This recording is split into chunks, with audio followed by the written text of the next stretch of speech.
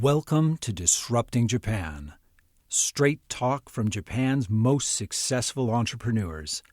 I'm Tim Romero, and thanks for joining me. One of the ideas I've talked about a lot over the past few years, and one that's finally gaining some acceptance, is that the bulk of meaningful innovation in Japan is going to come not from startups, but from mid-sized companies. Of course, Japanese venture capital and the ecosystem will adapt to include these players, but things are going to develop differently in Japan than in the United States.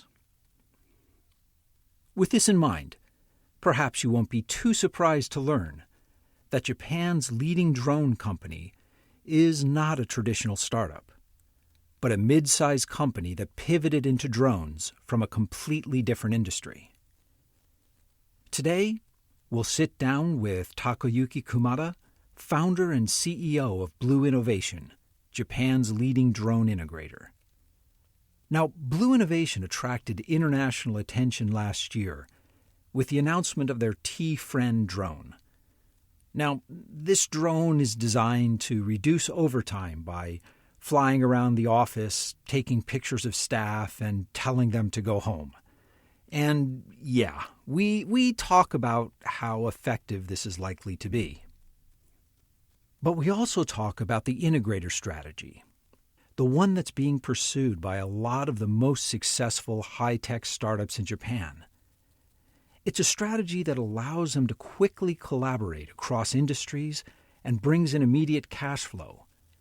But it does come at a cost, and it might not be stable long-term, but we'll get into that. We also talk about the future of drones, both in Japan and globally, and what's really holding the industry back, and why the Japanese government crackdown on drones might have actually forced the industry to focus on a very specialized and very lucrative niche. But you know, Takayuki tells his story much better than I can. So let's get right to the interview. So I'm sitting here with Takayuki Kumada, the CEO of Blue Innovation. And Blue Innovation is developing civil engineering services using drones. So thanks for sitting down with me. Thank you very much. Okay, that's right. On your website and in interviews, I've heard you describe Blue Innovation as drone integrators. Yeah. I was wondering if you could explain, what exactly does that mean? What is a drone integrator? I see. So, drone integrator means hardware and a software and a solution. We manage each component. So you work with various different companies in different industries to sell drone technologies, right? Yes, that's right. Before we get into all of the different systems you're developing, let's step back a bit, because Blue Innovation, it didn't start out making drones. Blue Innovation started in 1999. Yes, that's right. And you were focusing on environmental issues or coastal erosion? Yes, that's right. First, our business side is how protection to disaster. So we develop the countermeasure against beach erosion and tsunami. Okay. Yeah. So we need some aerial photograph because we try to understand the cause of disaster. So aerial photograph is very, very important. So we bought the aerial photograph for some company in the past, but we could not gather it after the disaster. Oh. After the disaster's aerial photograph, we could not get that. So we thought also how to get and how to take a photograph after the disaster at the point. So it turned out that at the time when it was most important to get that information, to get that photograph, you couldn't get it. Yes, that's right. Yeah. Right after the disaster, yes. So at that time, did you Did you contract out to drone companies? Did you buy drones yourself? How did you start using drones? 10 years ago, we searched the technology for how to take a area photograph. We found the technology in University of Tokyo. So the University of Tokyo developed the drone system. So we met the professor. So Professor Suzuki developed the UAV, unmanned aerial vehicle. So he was developing the hardware or the software that controlled it? Both. But yeah, hardware and the software. The main research part is software. And this was in 2000. What year was this? 2006. That was pretty early in the drone cycle. Yes. So we tried to rent an aerial robot.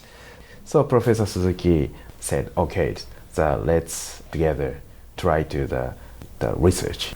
Okay. So first time that we use the coastal monitoring by this UAV. We developed the coastal monitoring system using UAV. At that time, you were still a coastal erosion environmental company just using drones. So when did you make the pivot to become a drone company yourselves? So ICAO decided drone considered to aircraft. So many companies develop the revised aviation law all over the world. At the time in Japan, the government didn't move the revised aviation law. But some maybe IT venture, the Yahoo, right, Google, moved very faster. But some maybe IT venture company contact to us. They said, so we want to develop the UAV system, drone system.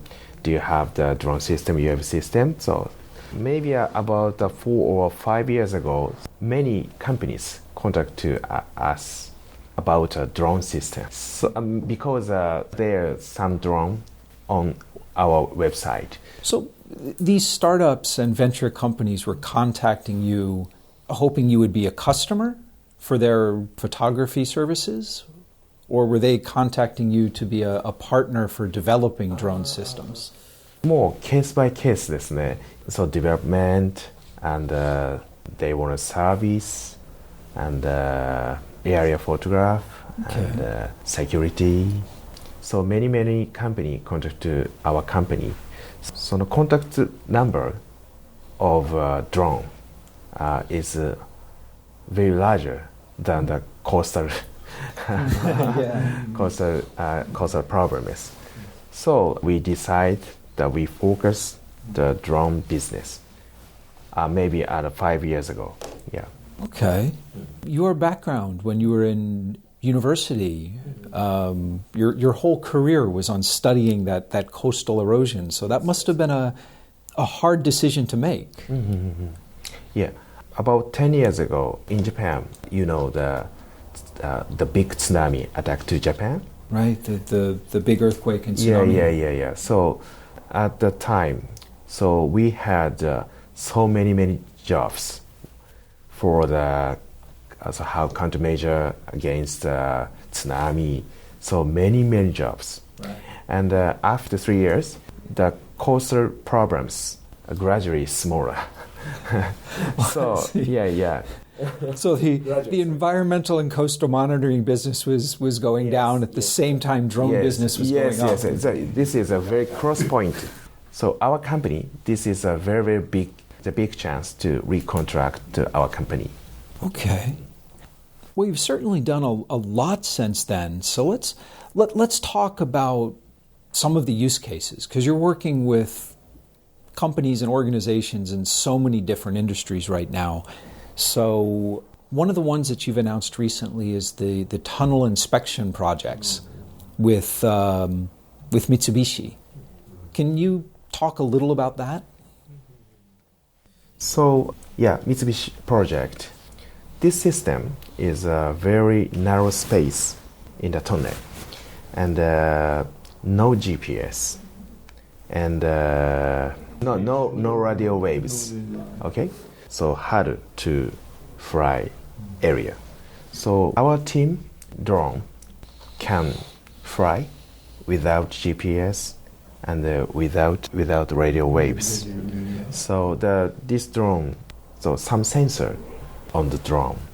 So どこまで言ってんだ? A lot of your use cases are indoor drones. That's right. And as you mentioned, it's very challenging to navigate without GPS, without Wi-Fi or radio waves, and sometimes even in the dark. So what technology do you use to do that? This is a very, very secret system. So for example, in the office and the factory and the tunnel, we select the different sensor unit.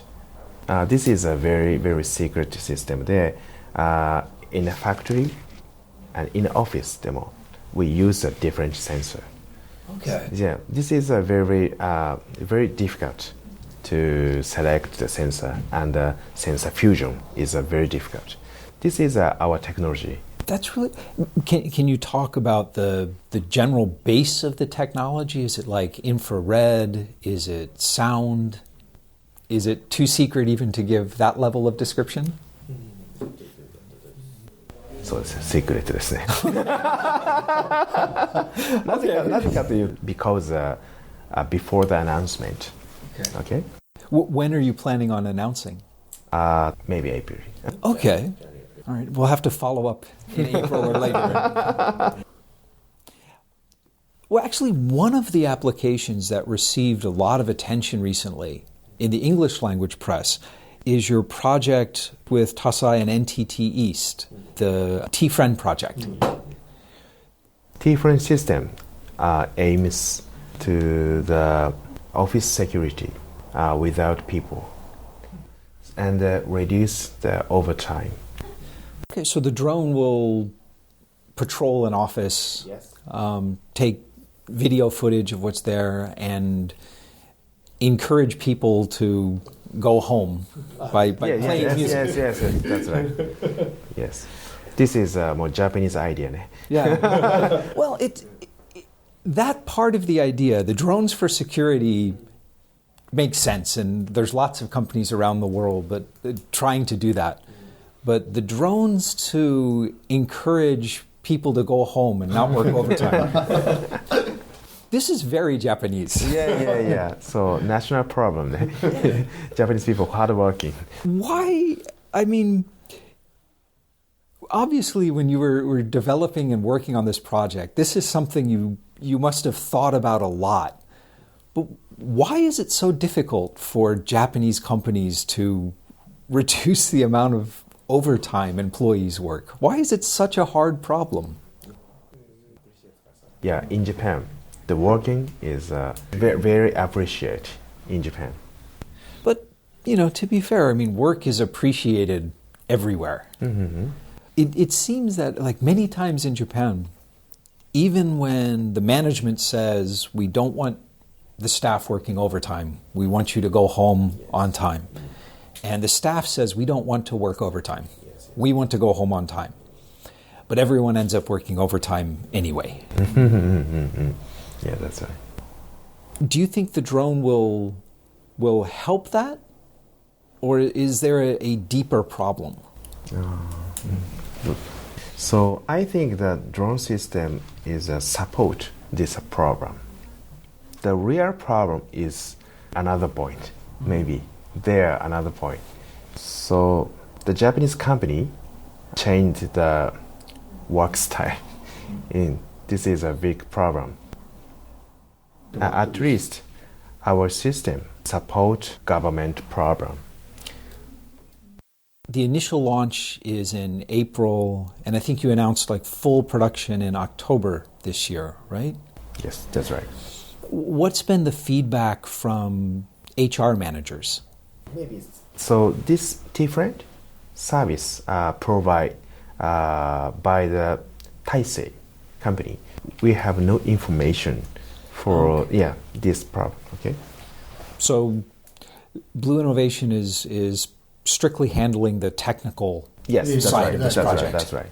Okay, well, it's going to be very interesting to see the feedback in the market, how this product does in the marketplace. Yes, that's right. Yes, that's right.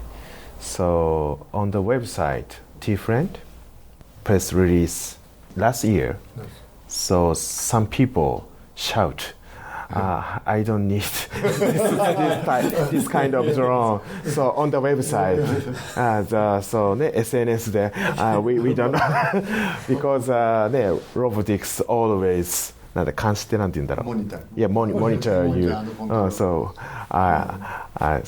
I can understand that opinion if the worker just feels like robot harassment. Robot harassment. Yeah, that's right. So last year we announced the T-Frend, and the top searching ranking is a drone on the Twitter. So many Twitter. I hate this kind of drone because this is that's right, the robotics harassment.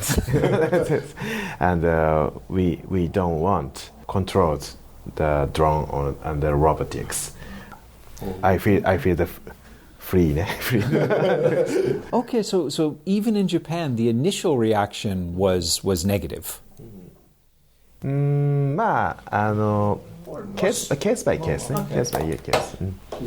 Yeah, well, we'll have to see what happens when it's actually in the market and people start using it and there's real use cases. So far, I mean, we've talked about the T-Frend drone and sewer pipe inspections and tunnel inspections. Everything we've talked about so far has been flying drones. Does Blue Innovation also create crawling drones or swimming drones? Or are you strictly aerial drones? Maybe. So our client needs water drone, tunnel drone. So maybe we search the technology all over the world. Maybe so we develop. There are some needs. So maybe. So always we aim to develop robotics or drone if some customer needs. So we try to develop. But so far, until now, it's all been the aerial drones, the flying drones. Yes. Mm-hmm. Looking around the world at all of the uses of drones and the attempted uses of drones, most of the innovation seems to be in the flying drones. Why is that? Is it just simpler to write software that flies rather than swims or crawls? In general, there are many needs to carry the luggage. For example, the very narrow metropolitan. So they are very crowded, the road. So many cars and the trucks. So if there are new space, middle height. So this is very easy to transport, and the logistics is very easy.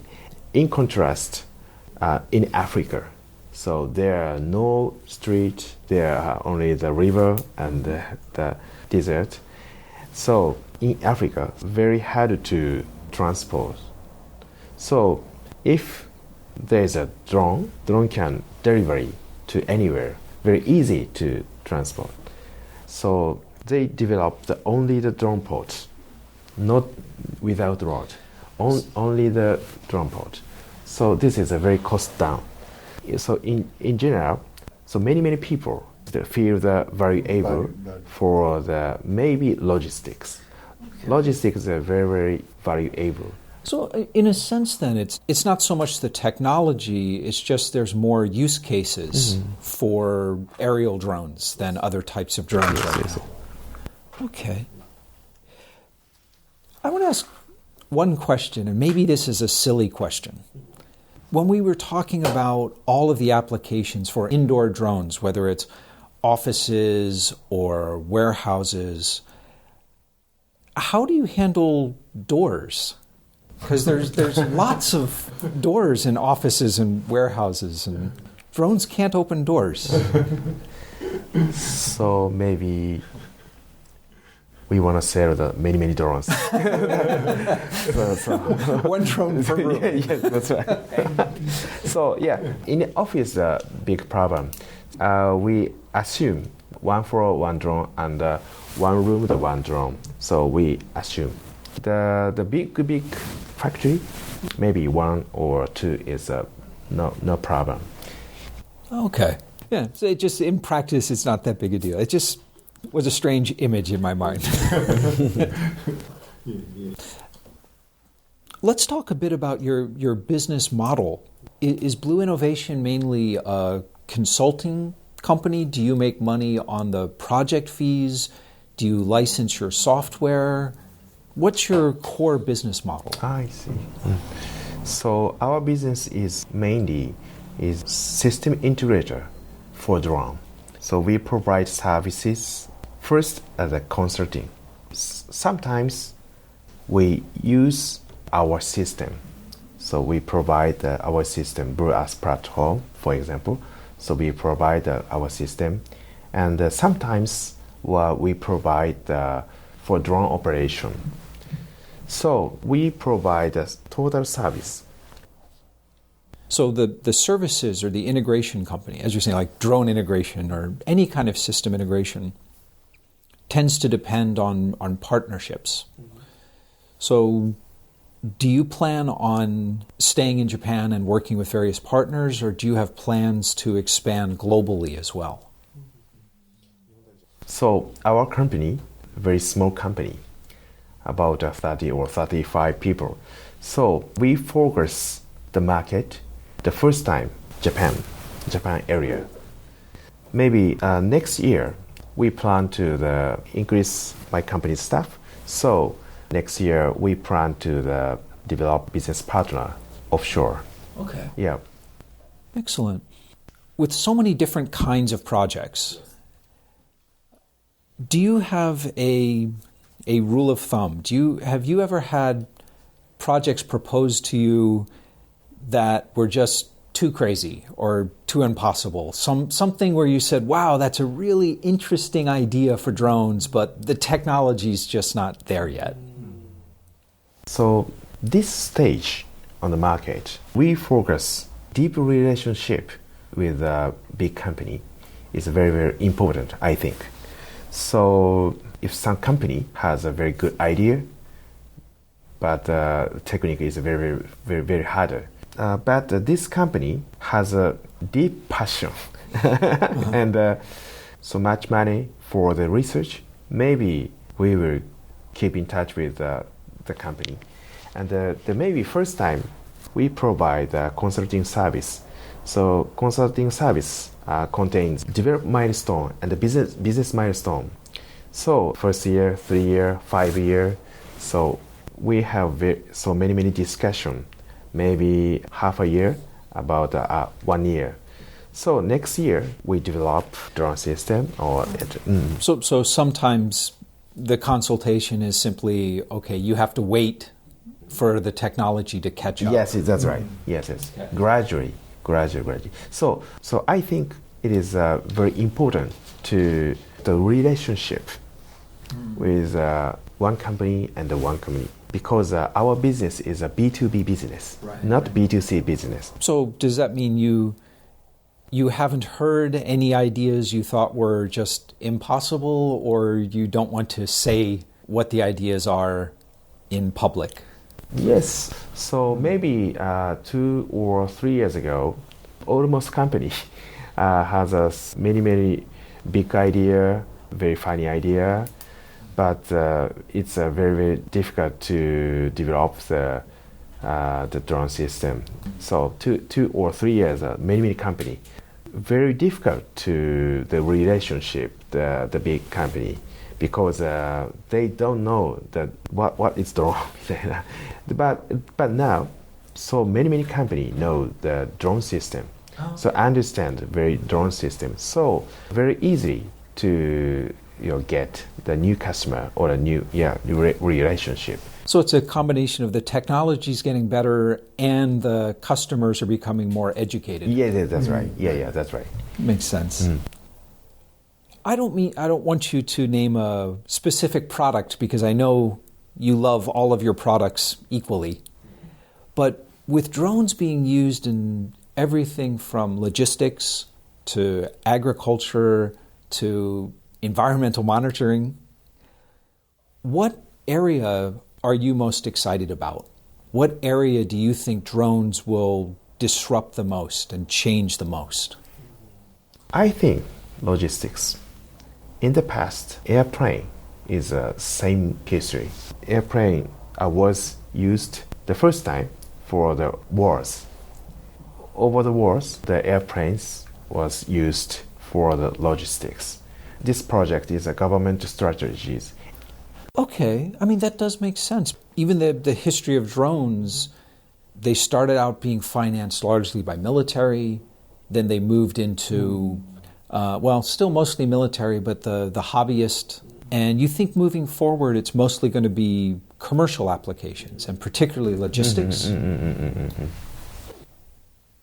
Tokyo and, a lot of cities in Japan, last year, maybe the year before, they banned most outdoor drone flights. So the law regarding piloting drones and flying drones in Japan is still uncertain. Blue Innovation is doing a lot to try to make sense of that. 2 years ago, we developed the Solar Pass for the drone maps. Solar Pass has non-fly area and the can-fly area displayed. We provide this application to the drone users. In Japan, almost people use this application. So the drone pilots know where they can fly and where they can't fly. Yes, that's right. When do you think the Japanese government will be able to update the laws to be more drone friendly? In Japan, the government I think, don't want to develop the drone pilot certification because if the government install this system, there may be very, very big money. In this stage, it's very difficult to develop the certification system. So you think it will be done by industry associations? Yes, that's right. Okay. Are the restrictions on outdoor drone use one of the reasons that you're focusing on indoor usage? Yeah? So we focus the indoor flight system. The reason why is in Japan, outside there's so many rules. So the application and the solution are very, very difficult to install. So we focus the indoor system. And the sensor system is very stronger than another country. So Japan is a very strong in this part. Okay, that makes sense. So it's a specialized area where Japan might become uniquely strong because it's forced to focus inside. Yes, that's right. All right. Let me ask you, in terms of application, I mean, drones are a fascinating combination of hardware and software. Are most drone applications limited by the hardware side or the software side? So I think the hardware side. Yeah? Maybe. The hardware is the commodity, same as a personal computer. So we focus as software and the system.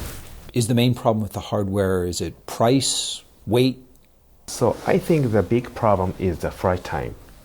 So many drone uses lithium polymer battery. Using the lithium polymer battery drone takes about 10 or 20 minutes. It's the very shortest. Some drone venture developed the long time flight drone, the hydrogen drone system. This kind of drone takes about 2 or 3 hours flight time. Yeah, the big problem is flight time. Yeah, I can see that being hugely important, especially in things like sewer inspection or power line inspection. So that's right. And the second problem is the payload. Right, and that's especially in logistics. It's all about how much payload they can carry, how far. Yes. That makes sense. Yes. So right now, China is really considered like the world's leader in drone technology. But do you think Japan can catch up and surpass China? I think in China is very stronger the hardware development, number one technology all over the world. So Japanese company focus development drone service. The service layer, Japanese company has a big chance. So the software and the sensor integration? Yes, that's right. The specific application? Yes, that's right. All right. That makes sense. Well, listen, before we wrap up, I want to ask you what I call my magic wand question.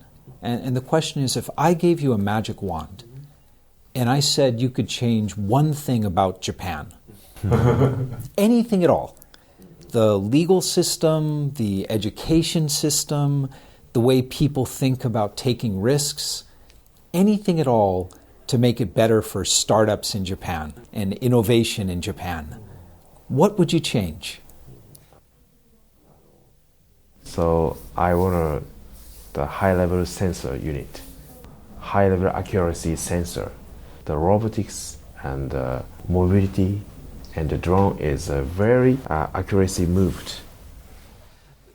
I can see why that would solve one of your company's biggest problems and open up lots of applications.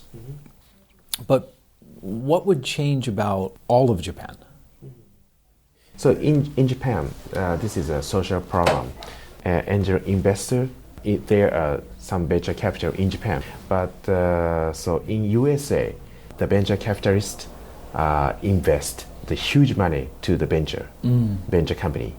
So in contrast, in Japan, a small size invest money. So the invest money are very different. So the Japanese venture focus the very narrow area because they have very small money. In USA or in Europe, they can gather the big money. So they try to develop hardware, software, or etc. Large area, they can try to develop very big area. So that's true. In Japan, it's very easy to raise small amounts of money. Yes, that's right. $50,000, $100,000. But when it comes to that next stage where you have to raise $2 million or $5 million, it's hard to get that from Japanese VCs. Yes. So Japanese venture capital invests the huge money to the very later round, not startup round. In USA, the startup round, there's a huge money to invest.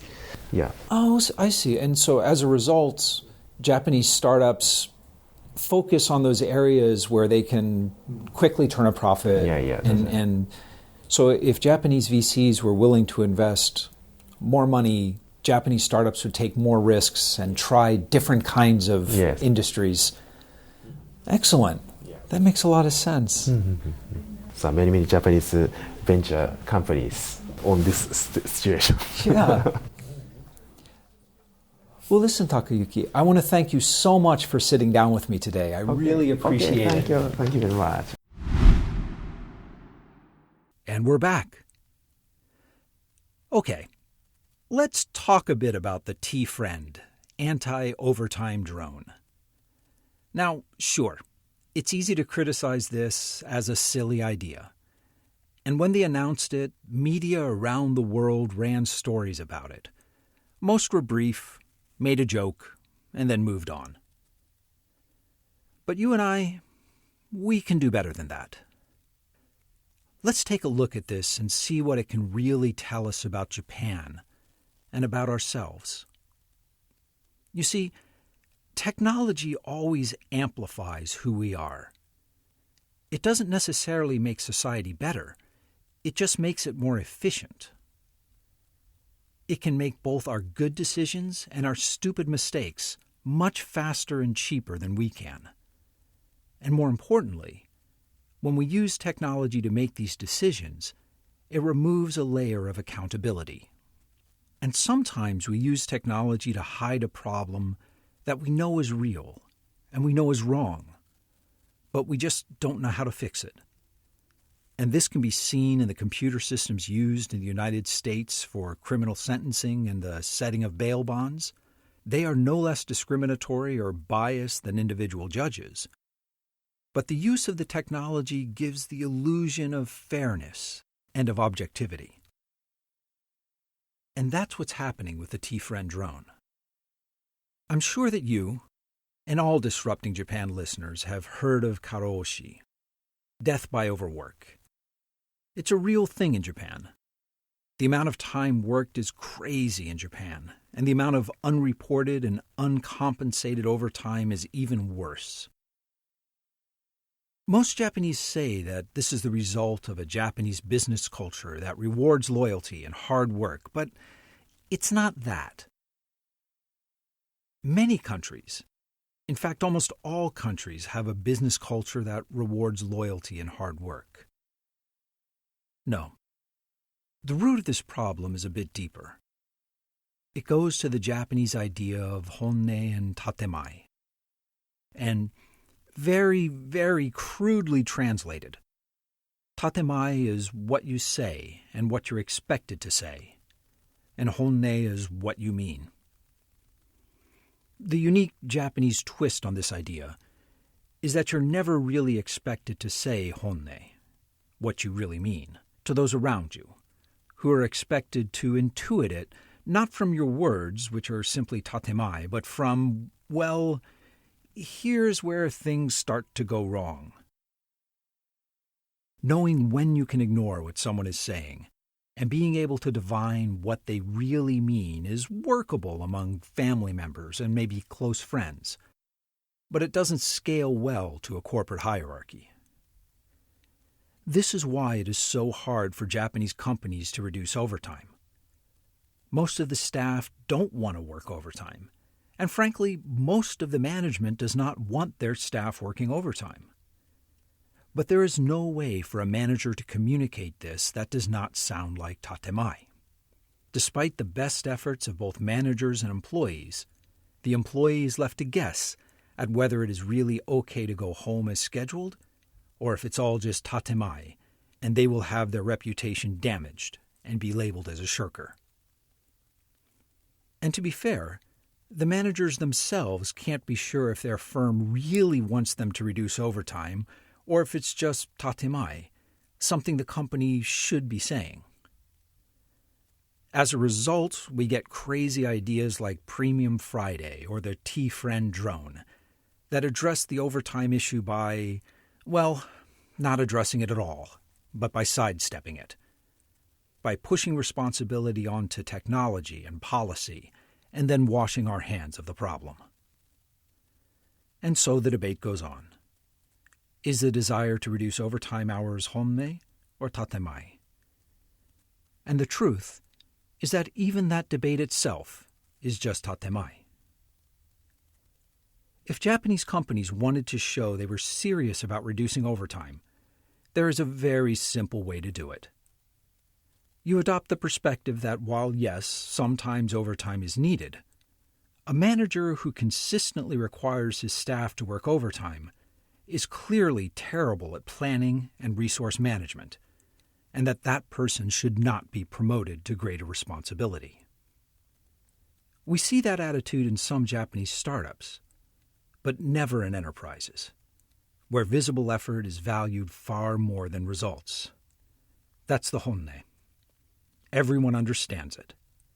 If I were Japanese, it would be incredibly crass and vulgar for me to state this so directly. But I'm not Japanese. Premium Friday and the T-Frend drone are just two more tatemai. And perhaps the worst kind of tatemai, where the executives can talk about reducing the stress on their employees while actually enacting policies that increase that stress. To be fair, a lot of Japanese, I think most Japanese, understand the absurdity of this situation. And Takayuki was quick to point out that he did not see the need for T-Frend at his company. Startups and the innovative mid-sized companies might be the answer here. In fact, they are overwhelmingly setting up cultures that discourage work for work's sake and focusing on results. And they are being far more productive than Japanese enterprise because of it. Japanese startups are not only discovering new technologies and new revenue models, but are quietly solving some of Japan's biggest business problems as well. If you've got an opinion or some thoughts to share about overtime in Japan, or about flying, swimming, and/or crawling drones, Takayuki and I would love to hear about it. So come by disruptingjapan.com/show116 and tell us about it. When you drop by, you'll see all the notes and resources that Takayuki and I talked about and much, much more in the resources section of the post. Oh, and hey, I know you've been meaning to do this for a while now, but when you get the chance, please leave us an honest review on iTunes. It's really one of the best ways you can help support the show and help me get the word out. But most of all, thanks for listening. And thank you for letting people interested in Japanese startups know about the show. I'm Tim Romero, and thanks for listening to Disrupting Japan.